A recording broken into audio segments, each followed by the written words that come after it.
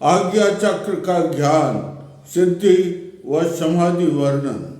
यह आज्ञा चक्र, ये दोनों भौएं हैं, एक ये और इसके बीच में जो है भ्रकुटी है, इस भ्रकुटी में आज्ञा चक्र का निवास है।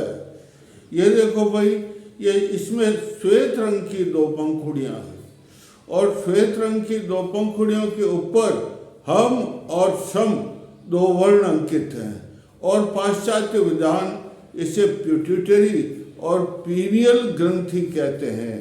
इस ग्रंथि का जब ये जो दो पंखुड़ियां हैं ये नीचे के मुख्य में रहती है, लेकिन जब इसका विकास होता है, माँ कुंडली मातेश्वरी जब इस चक्र में पधार जाती है तो उसके चरण कमल अंकित होते ही एकदम इसमें प्रकाश होता है और वो पंखुड़ियाँ ऊर्ध्वमुखी ऐसे हो जाती।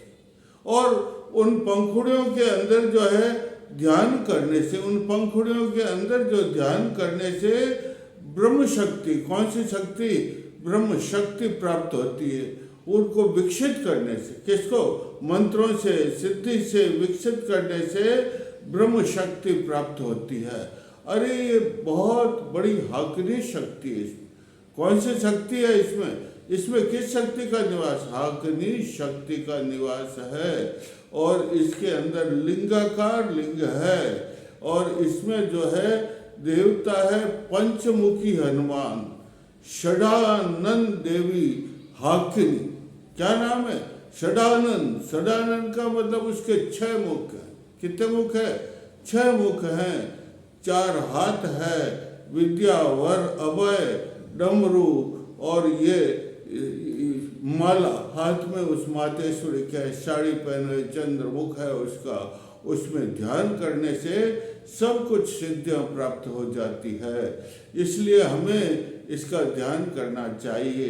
इसके देखो, इस चक्र, इस शिरोमणि चक्र है, जिस प्रकार जो है जो सिद्धियां किसमें? इसमें मिलती है। देख कौन सी? मूलाधार में, स्वादिष्ठान में, मणिपुर में, अनाहत में, विशुद्ध में, इन 5 अंकों को जागृत करने जो सिद्धियां प्राप्त होती है वो अकेले इस आज्ञा चक्र को जागृत करने से प्राप्त हो जाती है। इतना प्रभाव इस आज्ञा चक्र का है और आज्ञा चक्र में आने से जब माँ कुंडली पधारती है और साधक जब आज्ञा चक्र की साधना करता है तो उसे जो 2 समाधि है नी, एक संप्रज्ञात समाधि जिसमें वृत्तियों का दमन होता है और दूसरी असंप्रज्ञात समाधि। लेकिन असंप्रज्ञात नहीं लगती है, आज्ञा चक्र के अंदर संप्रज्ञात समाधि लग जाती है। संप्रज्ञात कौन सी? पंतजलि का जो समाधि सूत्र है, समाधि है, पाद है, उस समाधि पाद में 17वां सूत्र है, वितर्क, विचारानंद और अस्मिता। कितने? 4 प्रकार की समाधि, एक वितर्क समाधि, एक विचार, एक आनंद और एक अस्मिता। इसमें जो है स्थूल का ध्यान किया जाता है, तन्मात्राओं का ध्यान किया जाता है, सूक्ष्म स्थूल भूतों का ध्यान किया जाता है। ये जो है समाधियाँ, एक ऐसी समाधि जिसमें अस्मि, अहम अस्मि, अहम अस्मि, अहम अस्मि का ध्यान किया जाता। विषय है अहंकार, जिसका विषय अहम अस्मि, वो आनंद समाधि है। और अस्मिता एक समाधि है जिसमें केवल अस्मि अस्मि अस्मि अस्मि, क्या? अस्मि अस्मि अस्मि। इसमें अहंकार की सत्व अवस्था, अहंकार में 2 अवस्थाएं, एक तम रज और एक सत्व। तो तम रज को हटा दे और केवल सत्व रहता है, अहंकार का सत्व अवस्था होती है, उसको अस्मिता समाधि कहते हैं। क्या कहते हैं? और उस अस्मिता को विदेह भी कहते हैं। देह रहित, राजा जनक देह में था, देह रहित होते हुए भी कार्य करता था, इसलिए विदेह कहते हैं। देखो भाई, इसमें सिद्धियां प्राप्त होती है। क्या प्राप्त होती है?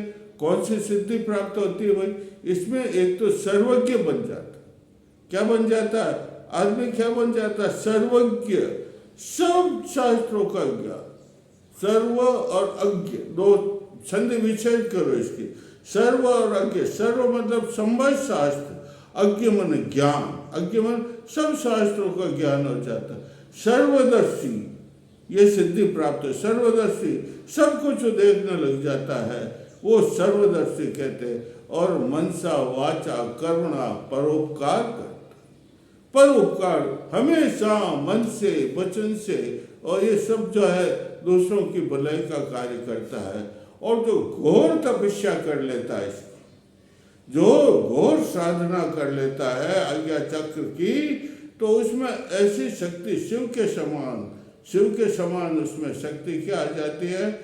रचना करना सृष्टि की, पालन पोषण करना और संहार करना, इतनी शक्तियां उसमें आ जाती। देखो एक अगस्त्य ऋषि थे, अगस्त्य ऋषि ने तपस्या की है, तो उस तपस्या से उनको ये आज्ञा चक्र सिद्ध हो गया था, और ऐसी सिद्धि प्राप्त हो गई थी कि उन्होंने समुद्र का सारा जल पी लिया। ऐसी सिद्धि इस आज्ञा चक्र से प्राप्त हो जाती। और देखो भाई, ये युद्ध हुआ था नहीं पांडवों का कौरवों का, है तो उसके जो है कौरवों के पिता धृतराष्ट्र थे, वो अंधे थे, है देख नहीं सकते थे, जा नहीं सकते, तो उनके पास में संजय नाम का मंत्री था। उसने ऐसी विद्या इस आज्ञा चक्र को सिद्ध करके प्राप्त कर ली कि उसे सब लड़ाई के अंदर पूछते हैं वो दृष्टा है, धर्म क्षेत्रे कुरुक्षेत्रे संवेता योत्स मामुका पांडवश्च किम करवंती करो। ये संजय, उस युद्ध में मेरे पुत्र और पांडव के पुत्र दोनों खड़े हैं, लेकिन वो क्या कर रहे हैं मुझे बता। तो संजय को आज्ञा चक्र की सिद्धि से सब कुछ दिखता था, इतना दूर होते हुए। युधिष्ठिर तो दूर था, लेकिन उस सब उसको बता रहा था, है ऐसी शक्ति। अरे हनुमान जी जब पधारे, कहाँ पर? सीता की खोज के लिए समुद्र को पार कर रहे थे ऊपर से विराट रूप से। तो जो सुरसा नाम की एक देवी थी, उसने कहा कि परीक्षा लेना चाहिए कि पहुंच सकते हैं नहीं। तो सुरसा ने उनके सामने भीड़ के समान खड़ी हो गई। किसके समान? तो हनुमान जी ने इस आज्ञा चक्र को सिद्ध कर लिया। गुरुदेव थे उनके सूर्य, हनुमान जी के गुरुदेव कौन थे? सूर्य। उन्होंने उनको ऐसी विद्या सिखा दी कि जो है वो एकदम उस जो सुरसा का इतना मुख था, तो 10 योजन था, तो उन्होंने 20 योजन का अपना स्वरूप बना लिया, और फिर बढ़ते बढ़ते खूब स्वरूप बना लिया, और एकदम छोटा सा रूप धारण कर लिया, और उसके मुख के अंदर प्रवेश करके सीधे बाहर निकल गए। और ऐसी सिद्धि इस आज्ञा चक्र में साधना करने से प्राप्त हो जाती है। तो और हनुमान जी जब लंका में गए थे, तो राक्षस देख लेते थे, उनको मार देते। तो हनुमान जी सारी लंका में सीता जी को शोध रहे हैं, तो आज्ञा चक्र में उन्होंने साधना की गुरु की कृपा से, तो उन्होंने मच्छर जैसा रूप धारण कर लिया है। इतनी इसमें शक्ति है भाई। तो ये जो है ये, और यह कहते हैं कि आज्ञा चक्र में भगवान शिव का निवास। पहले तो इस खेचरी विद्या, कौन सी विद्या? आज्ञा चक्र के सिद्धि करने के लिए खेचरी मुद्रा का जो है आश्रय लेना पड़ता है।